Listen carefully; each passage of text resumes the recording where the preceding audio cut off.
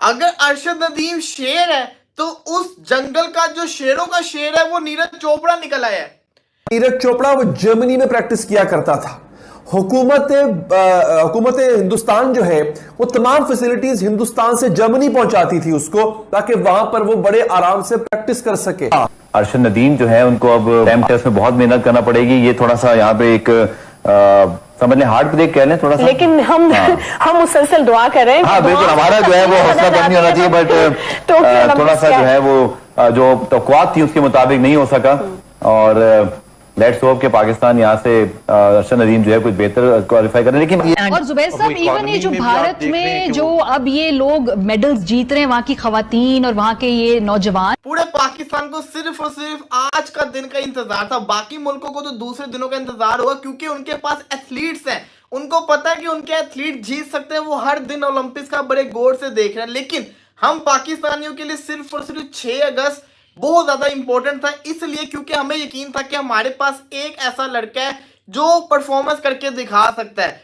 Performance उसने करके दिखाई। उसने 86.59 मीटर की थ्रो फेंक के फाइनल के अंदर जगह बना ली। अरशद नदीम की मैं बात कर रहा हूं भाई, शानदार परफॉर्मेंस दिखाई है, फाइनल तक गया, पाकिस्तान का नाम रिप्रेजेंट किया। लेकिन अगर अरशद नदीम शेर है तो उस जंगल का जो शेरों का शेर है वो नीरज चोपड़ा निकल आया है।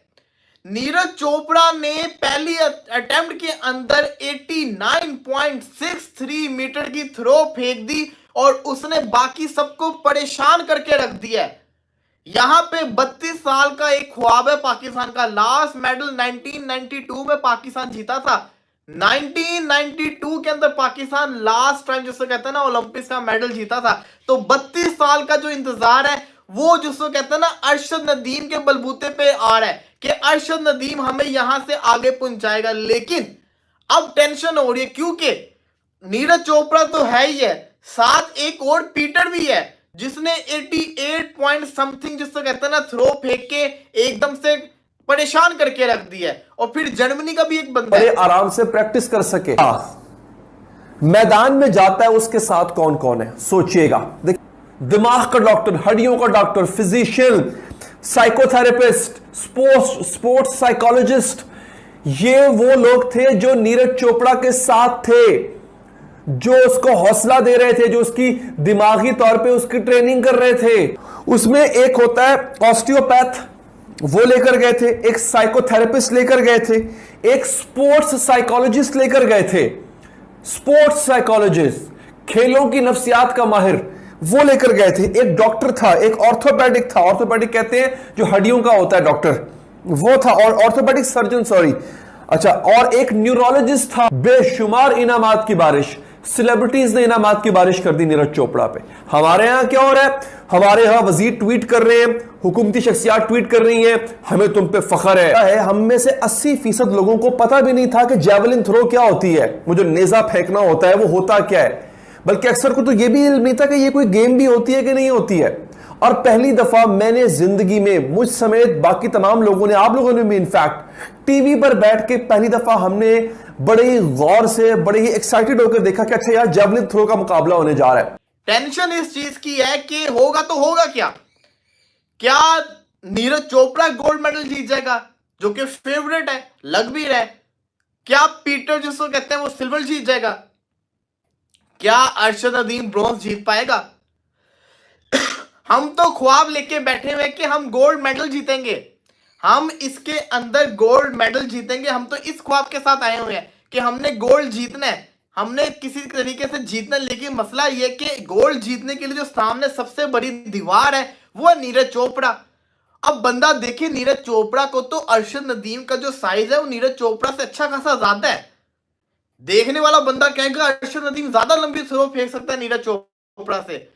लेकिन नीरज चोपड़ा की जो टेक्निक है, नीरज चोपड़ा का जो स्टाइल है, जो उसने वर्किंग अपने आप पे की, मैंने जितने भी गेम्स देखी हैं इतने अरसे से देखता आ रहा हूं। लास्ट टाइम भी जब ओलंपिक्स हुए थे उसके अंदर नीरज चोपड़ा ने बड़ी अच्छी परफॉर्मेंस के दिखाई थी। अरशद ने भी इंप्रेस किया था। अगले साल में उम्मीद थी कि नेक्स्ट ओलंपिक्स में अच्छी परफॉर्मेंस दिखाएगा।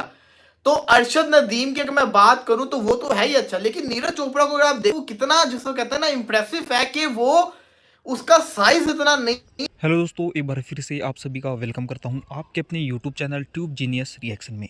तो दोस्तों ओलंपिक्स चल रहे हैं और अपना जो गोल्डन बॉय है नीरज चोपड़ा, उसने क्वालिफाई कर लिया है। और क्वालिफाई करना एक मामूली बात है उसके लिए, क्योंकि उसने दोस्तों पहली पोजीशन पे रहते हुए क्वालिफाई किया है।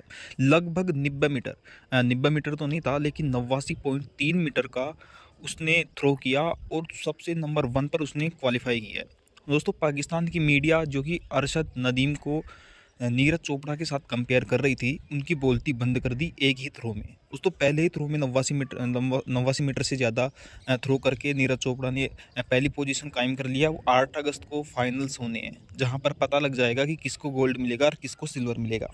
दोस्तों अरशद नदीम है, उसने भी क्वालिफाई कर लिया है। लगभग 86 मीटर का थ्रो उसने किया है, और जिसका 84 मीटर से ज़्यादा थ्रो था उन सभी ने क्वालिफाई किया है।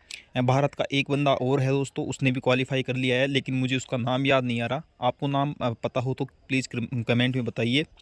तो दोस्तों दूसरी बात यह है कि विनेश फोगाट, जो कि प्रोटेस्ट में भाग ले रही थी दोस्तों, इंडिया में जो प्रोटेस्ट हो रहे थे ब्रिजभूषण के खिलाफ, उस लड़की ने भी बहुत ही शानदार अपनी कुश्ती का मुजाहरा किया है, और उसने शानदार तरीके से 2 मैच एक ही दिन में जीत लिए हैं और सेमीफाइनल के लिए जगह बना ली है। अब रात को 10 बजे मुकाबला आना है, जिसमें अगर वो जीत जाएंगे तो फाइनल के लिए मेडल पक्का हो जाएगा। दोस्तों देखते हैं क्या कर पाते हैं, और आज ही हॉकी का मैच भी आना है। तो मिलते हैं नेक्स्ट वीडियो में, धन्यवाद।